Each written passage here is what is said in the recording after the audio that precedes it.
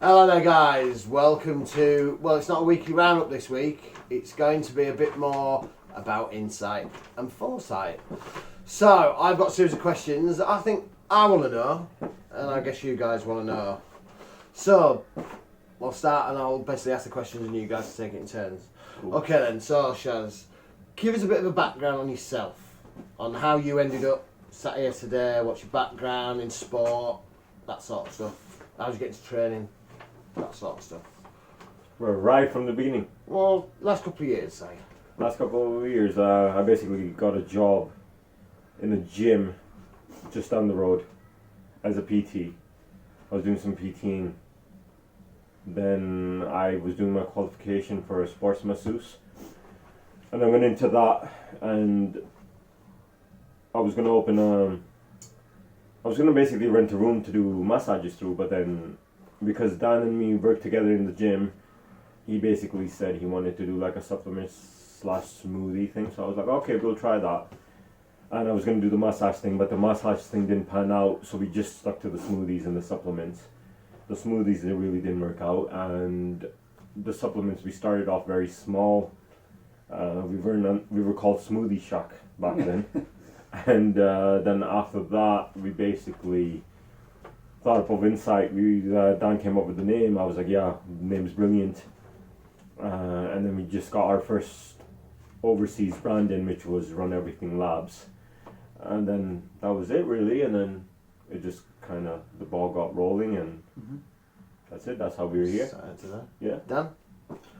Yeah, so I was in uni. I then got I got like a placement with the same gym that Shaz was at. Well, I think I was there before you. Yeah, you were. So I got a placement at this gym, and then they ended up taking me on like as a trainee to get my PT qualification and stuff like that. So I was working there for about 2 years, I think, while I was doing my degree. Then I can't remember if I finished my degree first. No, you finished your degree when you were there.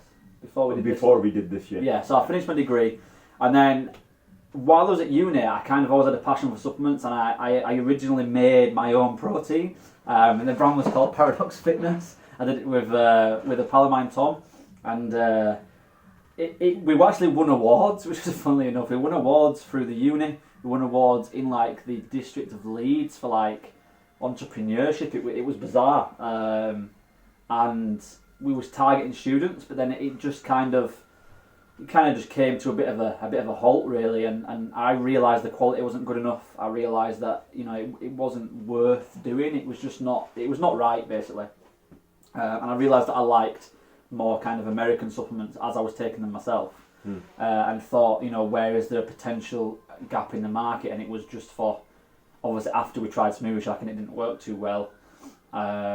It was a case of I wanted to fill the gap with American supplements basically, and yeah, the idea people seem to like, and it moved on from there to being what it is today, just adding brand after brand. So yeah. So where did the name come from, them Insight supplements? So we were sitting at the gym, and we wanted, so basically before we were going to the supplement thing, we had an idea of selling sample packs. Yeah, we did. And Yeah. we were Like like, samples of like protein and stuff. yeah, Yeah, like yeah. we would give you samples of products to try before you actually And went you out paid and bought like a them. monthly. Oh, It was going to be like a monthly subscription Yeah, service. pretty kind of much. thing. But then, so we were thinking of names, and we were just brainstorming, and then Dan just came up with, Insight, and I'm like, Yeah, I because it's like giving you an insight Yeah. into the supplements before you buy them, basically. Before you buy them, so And basically, the reason that idea didn't end up working is went to go see an advisor, like a business advisor, and he basically shut it down and said it's not going to work. exactly. Which fair play to him because this ended up working a lot better. However, people are now loving the sample pack idea and stuff now that we've grown, so it's kind of a bit weird. Yeah. But yeah, that's how the name came about. It was an that's insight into supplements, but then I made it insight into USA supplements. Right, okay. Yeah. So how?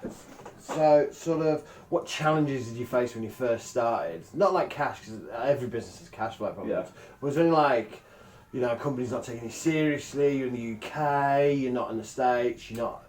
Yeah, there's a lot of companies in the States that wouldn't. I suppose that's cash as well, but wouldn't let you take their brand unless you want to do like £10,000 worth or whatever. And they also wanted you to do like a certain amount a month, and it was like we didn't have a clue how much we were going to sell. Well, we knew we wasn't going to sell that much. It was obvious. Yeah. And I guess the other main struggle we had for a lot of the time was the way we shipped things was very. We had to take it to the local petrol station. Yeah. So we would do the orders in the morning. We would then go, like Shaz would go PT, I would go do my course or whatever, and then we would go down at about 3 p.m. and take all the parcels down to the petrol station in the back of our car. In the back of our car, yeah. And this little guy in the shop would scan them all in. I think with the reputation that Hermes has, well, exactly, thankfully, none of our parcels really went missing that often. Like the few days towards the end, they started to when we start to do more volume. But in the beginning, it was okay in the beginning. It was okay in the beginning. When we started doing about 15 a day, like 5 a day, got destroyed or missing. Yeah. We were just losing money left, right, and centre. And also the place we were working in was only a small, like it was meant to be a smoothie bar. It was very tiny, like probably as tiny as if we were just sat here. Yeah. This would fill the room. So that was also another thing. Was it was like being in a little sweatshop. Yeah, pretty much. Pretty much. You literally just one person on the PC printing out the stuff, the other person cutting the paper and taping it onto the bags, and then wrapping the product and putting in the thing. Yeah, so I think we learned from it though. We learned from it. Yeah. I think it helped a lot because it showed that you can work in a very limited environment. Yeah. And it can work well. So yeah. Did you get good support from people, or? I mean, I know families like they always support you whatever you do, I guess. But did you get? There was a lot of people that didn't, but there's a lot of people that didn't believe in us and didn't believe the idea would work. Did you find that drove you to succeed more? Do you think, like? Yeah. I think it did because I'll show you. You know. No. I show you, but more like this is for me personally. It was more like you're doubting me because you think I'm not capable, so I'll push. Like the thing is, if someone doubts me, I push harder. And I've always been kind of like a grafter anyway, so I was just like, this is nothing for me. But it was just the graft. I think that was the initial startup was the actual graft because we were doing other jobs and then this on the side. And then when we finally were like, okay, this is what we're going to do, by that time, the ball was already rolling. Yeah. So... but people did doubt us. Yeah, a lot of people did, and the one thing I always said is that I wanted to have my own business through previous ex-bosses. Pretty much. I didn't like the way that they did things, and I just thought to myself, I can try and do it better than that, and I'd try to treat my staff better than that, which I think applies to a lot of businesses. But for me, that spurred me on 100% that I was going to work for myself and I was going to have my own business, and I tried 3-4 businesses that didn't work at all, like nothing. So then by that point, obviously, my partner and stuff was starting to get a bit annoyed. Like, Danny, can't you just go get a normal job? And it got to a point where we nearly to the point where we nearly give up. Really. Yeah, we said, okay, this is the last chance. Yeah. Because we'll go get jobs, save up some money, and then try again. Yeah, exactly. Yeah. But basically, it's the one thing that we found in common was, we didn't want to work for anyone else. We wanted to be kind of our own bosses, so we were just like, let's just graft basically. Yeah. Okay then. So, if you could change anything about like the way you've gone about things, looking back now, is there anything you would have changed? Like, if you should go back like a year, because you haven't been around that long. How long have you been around now? What? A year and 15, 16 months? Yeah, a year and 3 months, 4 months. 4 months, something like Is there anything you'd go back like then and go, do this time instead of doing that? Is there any like mistakes, I guess? Because I guess people who want to start this, because you get questions all the time about, I want to do this, I want to start something and all this sort of stuff. Is there any advice, I guess, that you would give them that you know now that you didn't know at the time? Like, I don't know, when you go to these American companies and ask them stuff, is there anything that you sort of would say to yourself to do, I guess? No, I think for each individual person, it's the learning experience that makes you where you are, rather than if I say do it this way, someone might try it, but it might not work for them.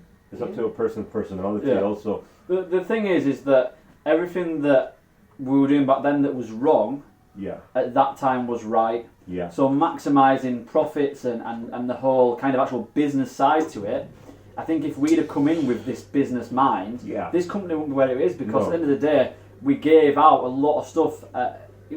cost price, even losing money, because we wanted you guys to experience how good these supplements are and what they can do for you. Yeah. So yes, business-wise, we were probably very wrong at the start in the way we were running things, but it paid off because people liked the whole thank you letter, sample, and time we put into things. It's the whole customer service. If you look after the person, they basically come. Well, I mean, the reason I'm here is because of that letter.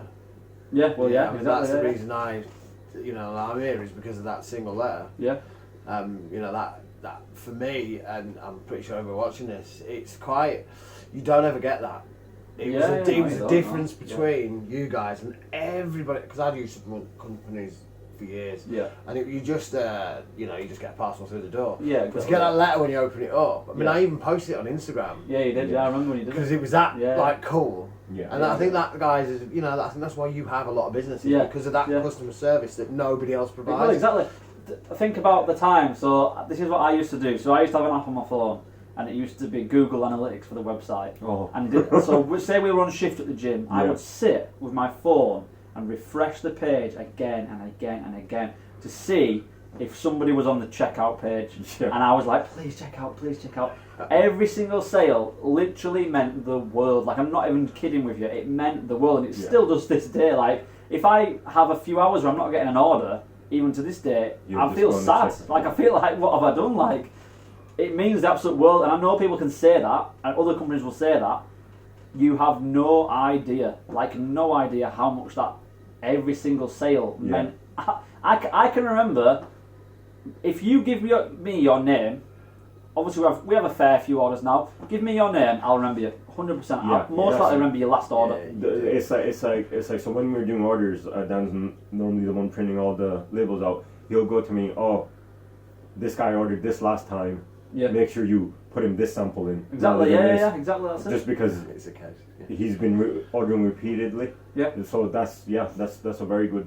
It is, and thank you to those people from the beginning that are actually still shopping now. Yeah. With us, we couldn't thank you enough. I can name loads of them, but obviously I can't single out certain people. Mm. Is there any brands? Right, this is a bit of a weird one. Is there any brands in the States or even in the UK or anywhere that since you've been doing Insight have sent you? What's the weirdest thing you've been sent? Like, this is a new thing in the industry. Like, I don't want to name the company because that's wrong. But has anybody sent you anything and said, this is the one, this is the new pre-work, this is it, this is the new supplement? Have you been sent anything really that stands out that you go, no, that's weird? No, I think scent-wise, no, but I remember the first body powder we went to. People did come up with some weird formulas and going like, this is going to be the next best pre and this and that, and we were like, yeah, take your card, thank you. Yeah. But I can't really think of anything. No, I don't think we've been sent any. We've been sent just mainly pre-workouts, as that's what we've mainly sold. And some of them might not have been very good, and some of them might have been good. So there's nothing been really that weird. No, because I always think there must be. We've had some nice things, we've had some nice packages where people have wrote letters in them and said, that's quite cool. Yeah, I'd really like you guys to stock this. I like what you're doing. Thank you very much from the owner, and that's like a brilliant thing to receive. I like receiving stuff like that.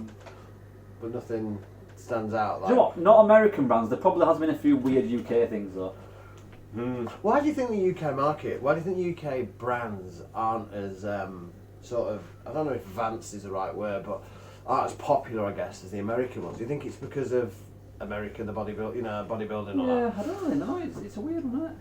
Because now all of a sudden, we'd like. I guess the population of England is quite small compared to America, so I think there's some good ones coming through now, but I think that kind of leads on from what America were doing. I don't think that's coming out of our own, like Strom even said it himself. Rich from Strom said, I wanted to make supplements from the UK that are as good as the ones in the US. He literally said that. I think he said Body Power at his speech, and so I think it's all stemmed from America, and I think that's because they're willing to try these bigger dosages of ingredients, which are now seen to be the norm. Yeah. Before they were probably like, whoa, what, you're in more than a gram of this and that, and let's do it, let's be crazy. That's what Americans are like, isn't it? They want to try things. Yeah. I can think of somebody we speak to that is just... Well, exactly, that's what I mean. 100% right now.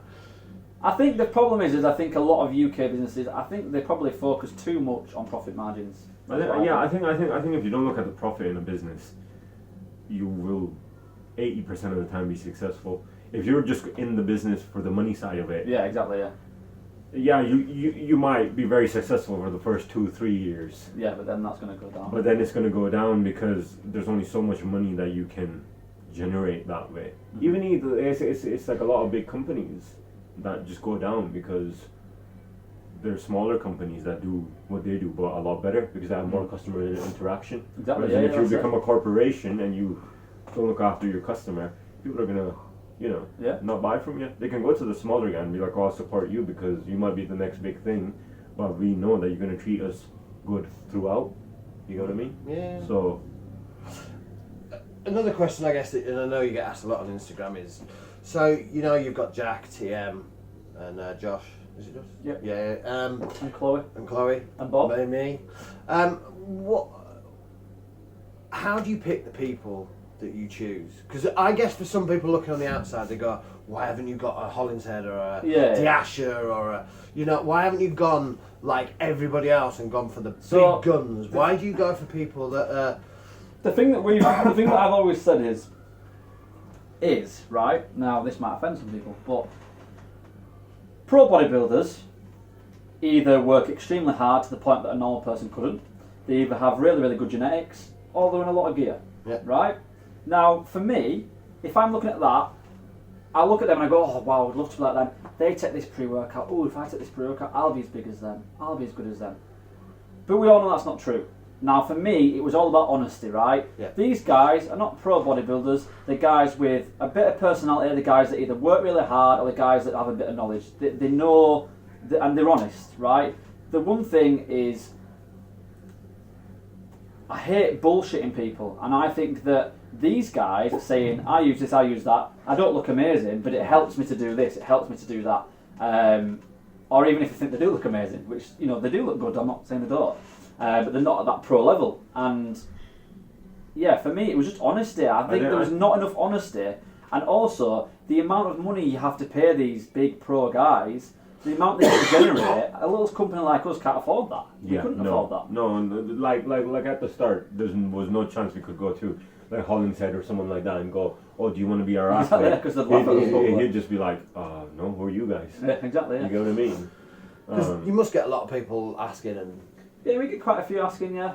I think we're at that point now where we're known and stuff, so more and more people want to be part of us. Yeah. But I think it will always stay the same as if someone's doing good content and they have a good personality and they're honest, then it's more likely for us to take them on rather than just go for someone who has a very, very big name. Yeah. Unless we know that person and he's a very genuine person, then yeah, we can take them on now. We have no problem with taking them on. Yeah. It's just, it's one thing, money, and I just think to be on a more relatable level. Like for myself, I started watching TM Cycles and even Jack actually at that point as a fan. Before I even made this, I was watching them. I remember Dan telling me, "Oh, I've messaged Jack Thorburn." He's like I didn't follow many people on Instagram. I didn't even know what Instagram was, to be honest. But basically, he goes, "Oh, I follow this guy called Jack Thorburn, and he's very good in the bodybuilding. I'm going to approach him to be our athlete." And we were like genuinely excited. We were like, "Oh, someone famous is going to come join us," because we weren't like we were just normal blokes kind of. And then we got TM on board, and we were like, that was just like, whoa, we got TM on board. Yeah, because I used to watch him as a fan, and I used to watch him with my girlfriend. She loved him, and sometimes it's also personality that makes somebody. And we're not after YouTube stars. I don't agree with this whole, you're a YouTube star, like like the Love Island people and stuff. I'm not into that in this light. That's not what it is, and that's sometimes potentially what it may look like, but it's not. It's honesty, and the thing with like TM and these guys now is they project themselves on platforms which everybody watches. The main advertisements, Instagram, YouTube, Facebook, whatever you want to call it. And these guys, in my opinion, started that. Jack's brilliant, isn't he? Yeah, I love watching Jack. I watch Jack every day. He's so really, honest and so real. Why do you not want to watch that? Why do you want to watch someone that's pretending that he's training hard, but he's not? Yeah. Yeah, it's I love watching Jack. Jack's food and stuff. It's just he's so the information he gives out as well. Yeah, he's really good. He's really, really good, and he does the negatives as well as the positives as well. With Jack and He's And it's same with and he put Jack's not like a YouTube star. He's not. No, he's not. No, he's just he's built it up Instagram, just on his that's honesty and just like showing you how to train. And if you don't follow him, why? But also, you should, because for guys starting out, for normal guy, I mean, for me, Jack. I mean, I learn off Jack all the time. He's just so. You know, and he's a genuinely nice guy. Nice guy, you know yeah. What I mean? It's same for. I just wanted to mention that it was same for when we brought on Josh. We brought on Josh after the other two, a bit later on, and it was around the time that something that he was doing. I liked him anyway, but something he was doing piqued my interest a lot because I believe in what he's doing, and it was the honesty of training for 6-7 years naturally to a point where you feel you've reached that potential, and then going on gear and documenting every single minute of what you feel like when you're on gear, what it does to you. But he's not a guy that's gone from training like a loser to going on gear and becoming crazy. He's trained insanely hard. He's worked his ass off naturally, and he's got to the point. But you know what? If I want to try and achieve a pro card, I'm going to have to try and go and enhance and be enhanced. And the fact that he's shown that journey, I think, is so good for the industry because he's on such a low dose of steroids. So if you are going to go on, and at least he's showing you that you don't have to blast the hell out of these things. Yeah. You can just do a low dose and look at the difference it's made. Yeah. And that's why I think Josh genuinely just loves training also. Yeah, he does. And it shows. So I think that contributes to it. He's not just someone who'll just go into the gym and be like, yeah, I just want to go jump on some steroids and just, Yeah. So we'll skip away from Insight and we'll go on to Foresight. Where did that come from? Where did the idea of let's start our own brand? I know you did it previously with your protein, but how did you? Because the success you're getting here, you didn't have to do Foresight. The success was Insight. No. So what was the process of you going? Do you know what? I'm going to try this, and how? And why did you pick that as your first product? So the one reason how it kind of came about is we spoke and said we're bringing all these brands from the US, and for example, I'll name one in Overfarm. Mm-hmm. Overfarm wasn't known over here to probably more than 10 people, genuinely, in the UK. Yeah, exactly. And we brought it over, and I think by the way we have done things, we've given it such a brand awareness that it's now a wholesale name over here. And to me, that said, right, okay, so we're bringing their product, we're paying whatever amount, and it's a case of being a bit, not selfish, but looking at it and going, hold on a second, we're having to charge these people £35 for this product because we only get it at this price. Yeah, exactly. And we're putting in all the legwork to only make this much, and it's a case of, hold on, we can make products similar, not take away from the American brands, but build on top of them with our own UK version, and in the meantime be able to sell it for less because we're making it ourselves, so we're not having to take that shipping, customs, and also their profit on a wholesale. Yeah. So it just works out best for. It made sense, didn't it? Yeah, that's why. Also, we set it up as a different company and not. Yeah, because we didn't want to take away from. Because we didn't want to take away from Insight, so we were like, we'll set it up as a different company and it's its own entity. Yeah, exactly. Yeah. If it does well, which we hope it does. If it doesn't do well, it's still fine. Well, yeah, exactly. Yeah. But it's like our own little experiment, and obviously, I love ingredients and I love putting things together. I sit at home and make formulas every day. I've got over 30 something, I think, on my phone. And so it's a bit of an experiment for us. And the thing is that then Shaz can try it, and Shaz knows that it's his own, and he can try them, and he, you know what I mean? It's all about, I'll put the majority of it together, then Shaz will go to me, what about if you put that in, what if I put this in? And then he'll be the first person to try it, because stuff that hits him, like most things will hit me a bit more than they'll hit him. So if it works on him and he loves it, then it's kind of, let's go from there. And I think because it's our own brand, I'm more critical with it than I am with other brands. No, exactly. Because I want it to be perfect. Yeah, exactly. Yeah. Like everyone loves Emery Pre and everyone loves Superhuman and even the new muscle sports. I don't want someone saying, "Oh, they're better." Yeah, exactly. Yeah. It's like, it's equal. They're either different. It's either completely different, and you get a equal. Or it's equal. So, and the reason we restore, the reason I did that is because everyone in the world right now is creating brands. Even brands that have brands and now got other brands, and it's just crazy. and they're all making a pre, an amino, and a protein or a pump. So I thought, why not do something that can hit the general market as well? It's going to help people that train. It's going to help people that don't train. For me, nootropics are a huge part of my life and Chaz's life, and there's something that I've become to love, and we've both become to love, and I absolutely think they're amazing. And I think in this day and age, with a lot of people having a lot of issues mental health wise, and a lot of worries and a lot of anxiety, things like nootropics are like the thing. I think they're going to become such a help to everybody. So that's why I made something that has its nootropics in there to help reducing your anxiety, make you feel calm, make you feel relaxed, make you not worry about everything, and then also enhance your sleep cycle as well to give you a better quality of sleep. And I just thought it was something different, something that needed to go in the market, because there was stuff that was doing that side and doing this side. I tried to merge them together was the idea, and the feedback's been great. So I'll stop talking too much now. What do you see in the future for both Insight and Foresight as separate entities? What would you like your projected goal to be, sort of 5 years from now? Do you want to? You say yours and then I'll do mine. I don't mean first. Yeah, you can go. In 5 years, I don't know. I don't think that far ahead. I literally just get. All right, we'll go 12 months. Done, yeah. All right, we'll say 12 months. Where do you want to be in 12 months? As a company, not as a I think looking at bigger companies, like we like watching Massive Joes from Australia. Yeah, we love those. So guys, it's like the scale of what the scale of their company and how big they are. Trying to just grow the scale, to be honest, is one of our main goals. So if it takes 5 years, 6 years, 10 years, we want to get to that point where we're on a very massive scale. The way that Massive Joes run things, if you haven't seen them, check them out and you'll realise what we're talking about.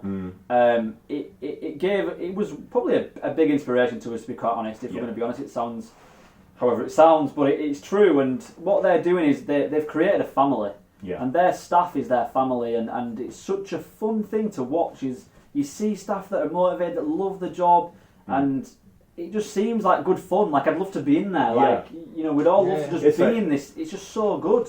Yeah, it's like one of the things is I like having a friendly environment. Like we said, we didn't want to work for anyone else. That's why we started this. So even if there are people working for us, we never want to make them feel like they're just being watched and stuff. Yeah, like they just come in just for the paycheck. It should be like a family, like a hobby. Getting them involved and exactly doing events and having fun. I want it to be fun, but obviously there's the side of it where we need to make money, but it needs to be fun, and I think that's what them guys over there have done well. In about a year, I'd like Foresight to have at least 3 solid products as well as some single ingredient products. So we're hoping for obviously Restore, we're hoping for a nootropic, and then we're hoping for a pre at some point. As well as some single ingredients, which all will be coming out within the next few months, to be honest with you. So in a year, I'd like Foresight to be in a lot of stores in the UK. I'd like it potentially to be going into Europe, and then in about 2-3 years, potentially in America. For us to branch out there, as well as us bringing their stuff here. Maybe they can help us, and we can get some stuff in their stores. So, and then in terms of Insight, to just be the best at what we do, but to also be, I'd like it to be a big YouTube thing, I like it to be like a good fun, people are watching us, not because they want to buy from us, but just because they're watching us, because we're just idiots talking about stuff, and much. I'd like it to be like a TV programme, I guess. But if you know what I mean. I think we might need to take acting lessons for that, but Well, I've got a face for radio, so. Well, guys, I hope that's been a little insight into into the guys, and it's pretty cool. It's a cool company. They're bringing out some cool products in the future, and thanks for watching, guys. And we'll see you for maybe a normal episode next week. Maybe it depends. Or we'll try something new again. Or we'll try something new. Maybe a fancy dress. I don't know. We'll think of something. Thank you for watching, guys. All right, thank you for watching, guys. See you soon. Bye.